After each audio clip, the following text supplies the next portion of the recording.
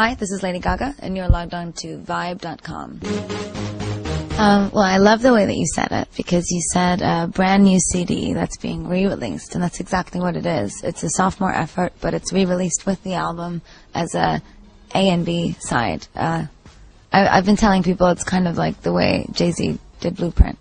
So, it's a whole new album, and I didn't write about fame, and I didn't write about money, and I didn't write about paparazzi. I wrote about fear and all the monsters that I've encountered on the road, and fear of death, fear of love, fear of sex, fear of alcohol, fear of the past. So it's a brand new side of me, but it's also all the things that you loved about the fame, and I'm excited for my fans to hear it. I'm struggling with all sorts of things, but that's the nature of being an artist. I think that when you stop struggling, that's when your music starts to suck. So I'm sort of holding on to my solitude and wrestling with all of my thoughts. And I guess you could say that all the years of drive and ambition and the dream were like a mask for the feelings. So now my fears are wide running out of me because the mask is off. And that's why the album cover looks the way it does.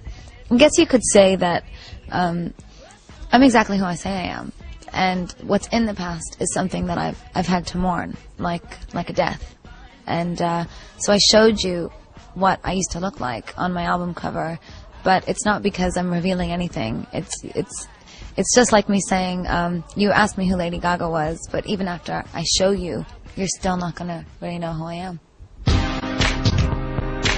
I love David Bowie, so it's difficult for me to make differentiations between what I do and what he did, because he's the reason that I make music.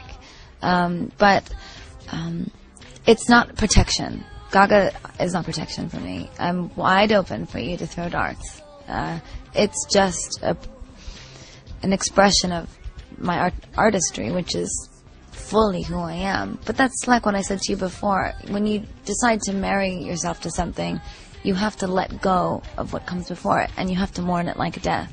So that's the obsession with death and darkness and fear, and the change in the music, the industrial dance side, the gothic side. That's where that comes from. I'm mourning. So it's not a persona. It's just who I've become. And when you become something that is your destiny, you have to let the rest go.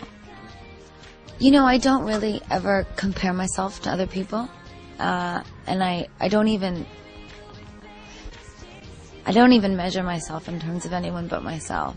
I always find it funny when I give interviews and they say, oh my God, we love you because you write your own music and you design the show and you sing live. And I'm always thinking to myself, you know, duh, of course I sing live. I'm an artist.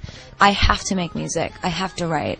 I have to compose. I have to design. I have to do performance art pieces like I did on the VMAs to say something about the way that fame is killing us, because I believe and see that. And I'm a pop cultural performance artist. But it has nothing to do with anyone else. I'm on a journey with myself. I'm your biggest fan.